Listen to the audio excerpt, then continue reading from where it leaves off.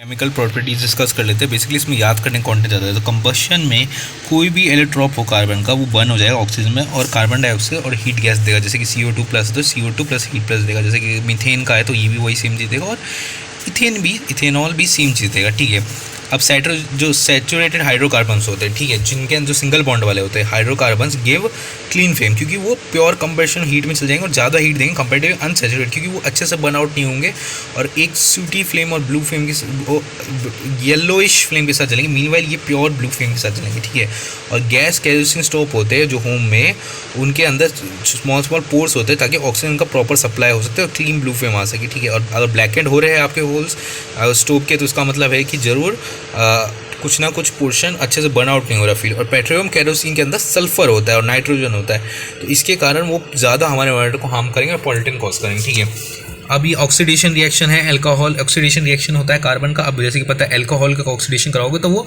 Carboxylic acid बन जाएगा। देखो जैसे OH है, इसका ये COOH है, ठीक है, तो ये OOH हो जाएगा। एक और कार्बन ऑक्सीजन डाल लीजिए कि देखो ये C2OH है और इसके लिए कुछ strong oxidation alkyne KMnO4 plus heat और acidify Kr2 plus Kr2O7 plus heat. ठीक है, तो ये याद ही करने पड़ेंगे। ठीक है, उसका एडिशन रिएक्शन जैसे कि सैचुरेटेड कार्बन इसमें निकल कैडमियम H2 प्लेटिनियम करेंगे तो ये बॉन्ड्स हट करके वहाँ पे हाइड्रोजन आएंगे। हम पहले बता reaction use in hydrogen of vegetable oils using nickel catalyst vegetable generally long unsaturated carbon while animal fats have saturated carbon. तो अनसैचुरेटेड कार्बन को हम यूज़ करना चाहिए बिकॉज वो जल्दी गुड कोलेस्ट्रॉल बढ़ाते हैं हमारे ब्लड के अंदर, जो कि हमारे बॉडी के लिए अच्छा होता है। ठीक है, ये सब याद करने का कंटेंट बेसिकली निकल कैडमियम का अगेन वही है same reaction. Other contains unsaturated fatty carbons and oil contains unsaturated fatty carbon and should be use. ठीक है, तो इसको यूज़ करना चाहिए घर के अंदर क्योंकि अनसैचुरेटेड है और गुड कोलेस्ट्रॉल बढ़ाता है इसलिए। निकल कैटलिस्ट है H2 प्लेटिनियम वही निकल कैटलिस्ट वगैरह, इसका भी यूज़ किया जाता है हाइड्रोजनेशन का या एडिशन रिएक्शंस का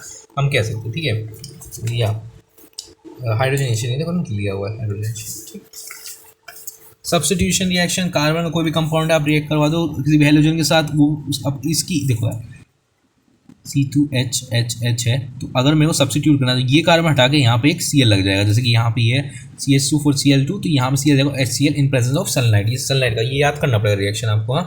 number of compound in higher families, बहुत सारे अलग अलग नंबर ऑफ कंपाउंड बनाता है हायर फैमिली, मतलब जो अलग अलग बड़े कार्बन जैसे हेप्टेन हो गया हेक्सेन हो गया उनके लिए। Property of ethanol liquid at room temperature है, कॉमनली कॉल्ड अल्कोहल है और अल्कोहल ही होता है। इथेनॉल जो होता है अल्कोहल होता है जिसको लिखकर कहते हैं active ingredient of alcoholic drink. Good solvent है मेडिसिन में सच एज टिंट्रिक iodine, cough syrups and many tonics. ठीक है, सॉल्युबल है वाटर के अंदर अच्छा खासा, ऑब्वियसली पता है अल्कोहल डिजॉल्व हो जाती है। स्मॉल क्वांटिटी में of pure form can be lethal, मतलब कि हमारी बॉडी के लिए बहुत हार्मफुल होता है। और उसका एक ऑल्टरनेटिव और होता है जैसे कि होता है इथेनॉल। मिथेनॉल तो इतना ख़राब होता है कि अगर आप ड्रिंक करोगे तो भी ऑन द स्पॉट आपकी हार्म भी हो सकता है बहुत अच्छा खासा, तो इसलिए वो कंजम्पशन के कभी सूटेबल नहीं दिया जाता। और बांतर तो क्या होता है फैक्ट्री के अंदर इथेनॉल है जो कंजर्वेबल है उसका यूज़ किया जाता है, तो लोग पी सकते हैं, इसलिए वो लोग क्या करते हैं उसके बचाने के लिए मिथेनॉल डालते हैं जो कि बहुत हार्मफुल है और उसकी डेथ भी हो सकती है।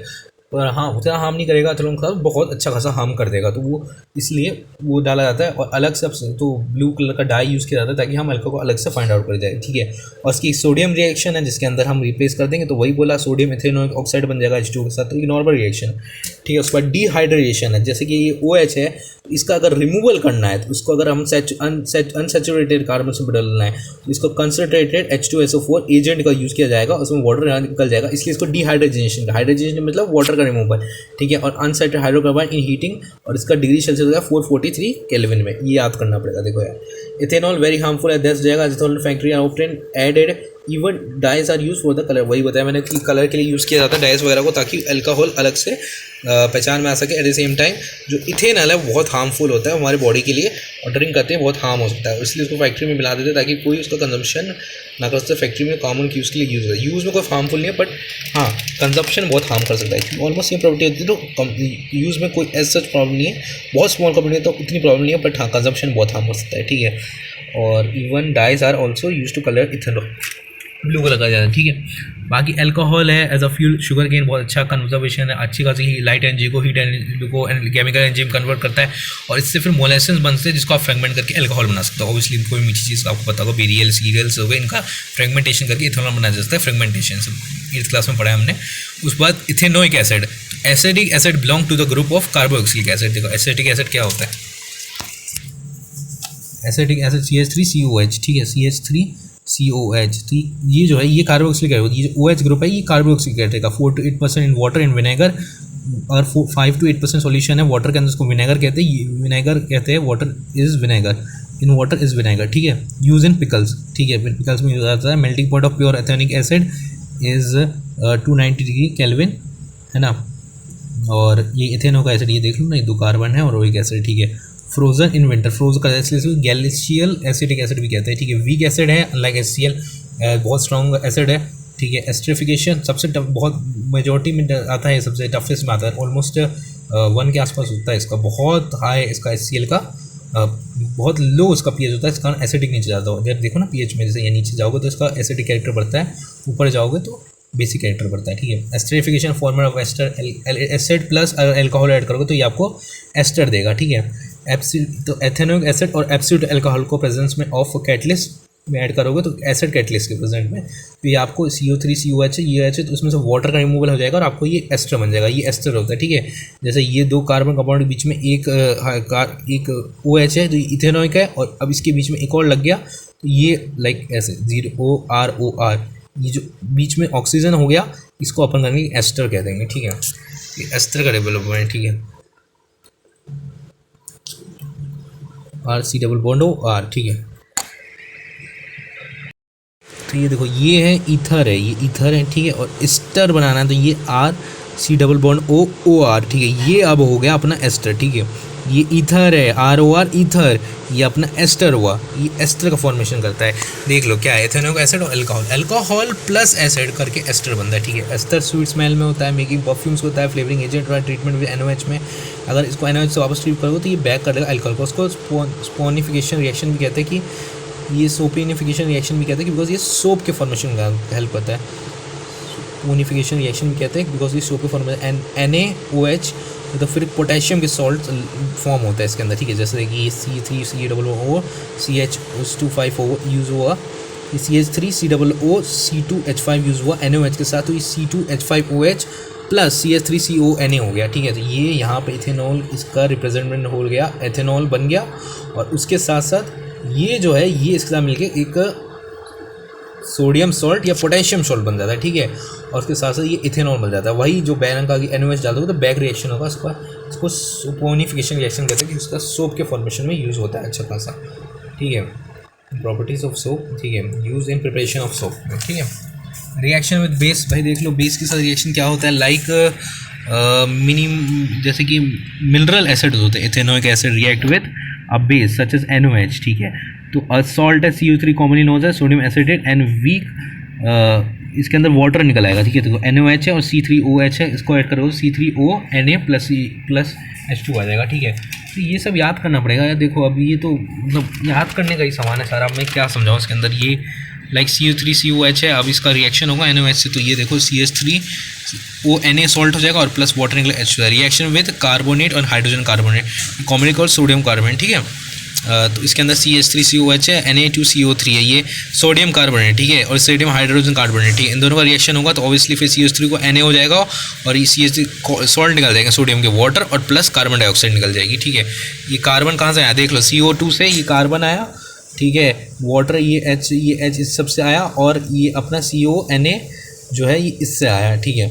तो ये एक्स्ट्रा CO है ना, तो ये 2O में चल जाएगा, ठीक है, H2O में चल जाएगा और CO2 चल जाएगा, ठीक है, H2 और CO2, ठीक है। इनको रिएक्शन में अभी बैलेंस पे ना मत देखो, ठीक है। CH3CONa में चल जाएगा, ये CH3OH है तो ये Na से जाकर एक सॉल्ट बना लेगा, और ऐसे से में H2 है और ये O एक्स्ट्रा है तो ये H2O बन जाएगा, ठीक है। और बाकी CO2 एक ऑक्सीजन चल गया तो ये CO2 बच गया, तो ये CO2 निकल जाएगा और यहाँ पे निकल गया, ठीक है। तो CH3 सॉल्ट हो गया, वाटर हो गया, एक कार्बन डाइऑक्साइड हो गया। तो यार ये तो याद ही करना पड़ेगा यार, अब क्या करेंगे। टफ है, मैंने एक जगह पर साइड लिख दिया तो आप इसको याद कर सकते हो।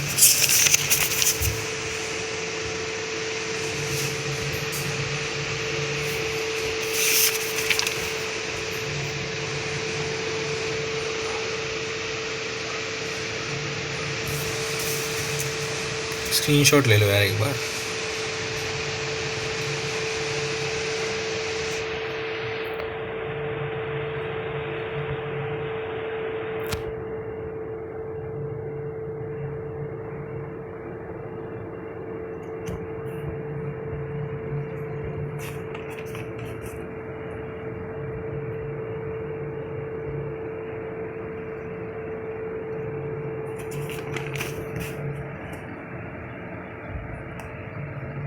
तो यार सोप और डिटर्जेंट का अब हमारे पास बचा हुआ है। तो देखो सोप क्या करता है ना, सोप के अंदर देखो सोप है, ये है और तुम्हारा ऑयल पार्टिकल। देखो एक सोप का एक पार्टिकल है जो बाहर की तरफ है, वो है तुम्हारा हाइड्रोफिलिक पार्ट।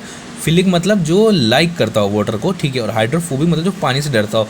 ये पानी वाला पार्ट जब ऑयल स्टेन होगा किसी भी कपड़े पे तो इसके पास जाएगा, और इसके पास जाएगा तो इस पर अटैच होगा। सेम वे पानी से क्यों दूर जाना था, इससे अटैच होगा, और अटैच जैसे जैसे होंगे धीरे धीरे इससे अटैच हो जाएंगे। और जब हम इसको पटकेंगे या घिसेंगे रब करेंगे तो ये धीरे धीरे नीचे का सरफेस का डी अटैचमेंट है वो उठ जाएगा, क्योंकि ये एक इलेक्ट्रोस्टैटिक फोर्स के कारण धीरे धीरे इस पार्टिकल को ऊपर लेते जाएगा, और एक पीरियड बाद ये एक ऐसे मिलिस्कस बन करके ऊपर आ जाएगा। और हम जब वॉश करेंगे सर्व करेंगे तो वो लिटरली रिमूव हो जाएगा, क्योंकि ये सब एक साथ आकर इस पर धीरे धीरे इकट्ठा करके इसको एक circular type, not exactly but एक सर्कुलर टाइप बना करके उसको अलग करेंगे। और जब हम उसको अटैच होंगे अभी भी सरफेस से, पर जब हम उसको रब करेंगे घिसते रहेंगे जैसे कपड़े को पार वार पीटा जाता है तब वो इससे डिटैच हो जाएगा। तो इसमें देख सकते हो जो स्कम है ये मेन प्रॉब्लम होता है हमको जब वो सोप यूज़ करते हैं। और ये है फोम जो नॉर्मली बनता है, ये क्लीनिंग के लिए होता है, स्कम प्रॉब्लम होता है। ठीक है, अब एक्सप्लेनेशन स्टार्ट होता है। देखो स्कम्स और फोम का तुमको बता देता हूँ। तो स्कम जो होते हैं वो एक और रिमेन बन जाते हैं जो सोप के, उसको हम स्कम करते हैं। और ये कैल्शियम और मैग्नीशियम आयल जो हार्ड वाटर में होते हैं उसके अंदर लार्ज अमाउंट में होते हैं, तो वो उसके साथ रिएक्ट करके एक एक्रोमिनेट हो जाते हैं और पैटर्न बनाते हैं। इसके एक्रोमिनेट हो जाते हैं और वाटर की हार्डनेस के कारण उसके अंदर अटैच हो जाते हैं और एक रिमेन छोड़ देते हैं, जिसके कारण काफ़ी सारे सोप वेस्ट हो जाते हैं। इसको टैकल करने के लिए हम डिटर्जेंट यूज़ करते हैं। ठीक है, सोडियम सॉल्ट जो होते हैं सल्फ्यूरिक एसिड के, और जो अमोनियम सॉल्ट होते हैं क्लोराइड ब्रोमाइड एक्सट्रैम के, उनके लॉन्ग हाइड्रोजन कार्बन चेन होते हैं चार्ज एंड ऑफ जो होते हैं ये अट्रैक्ट नहीं होते इनसॉल्युबल पार्टिकल से कैल्शियम और मैग्नीशियम जो हार्ड वाटर में पाए जाते हैं। इसलिए जो डिटर्जेंट है वो नॉर्मली काम करता है, चाहे वो हार्ड वाटर और सॉफ्ट वाटर हो। इसलिए शैम्पू और क्लीनिंग प्रोडक्ट बनाने यूज़ करता है। कंपेरेटिवली जो सोप है वो कुछ कम छोड़ देता है, क्योंकि हार्ड वाटर में कैल्शियम मैग्नीशियम में रिएक्ट कर जाएगा, डिटर्जेंट रिएक्ट नहीं करता। तो ये एक डिफरेंस है, जी एडवांटेज है डिटर्जेंट यूज़ करेगा कि मैग्नीशियम से कैल्शियम से रिएक्ट नहीं करेगा, और हार्ड वाटर में कोई रिएक्ट करके कोई रिमेन नहीं छोड़ेगा, बल्कि डिटर्जेंट पर नहीं छोड़ता, पर जो सोप है वो छोड़ता है। इसलिए हम डिटर्जेंट यूज़ करते हैं कि कैल्शियम और मैग्नीशियम से रिएक्ट ना करे और कोई रिमेन ना छोड़े, बल्कि सोप छोड़ देता है। तो इसके लिए एक डिटर्जेंट यूज़ किया जाता है, और डिटर्जेंट बेटर ऑल्टरनेटिव सोप और क्लीनिंग प्रोडक्ट्स को बनाने के लिए, क्लीनिंग क्लोथ्स को क्लीन करने के लिए। वो रिएक्ट करेंगे मैग्नीशियम कैल्शियम से, बट जो डिटर्जेंट है उसके अंदर नहीं है, क्योंकि उसके अंदर जो है वो चार्ज एंड है, वो do not react with insoluble particle, इसलिए वो कोई रिमेन नहीं छोड़ता, बल्कि इसका जो सोप में है वो छोड़ देगा। ये फ़र्क है।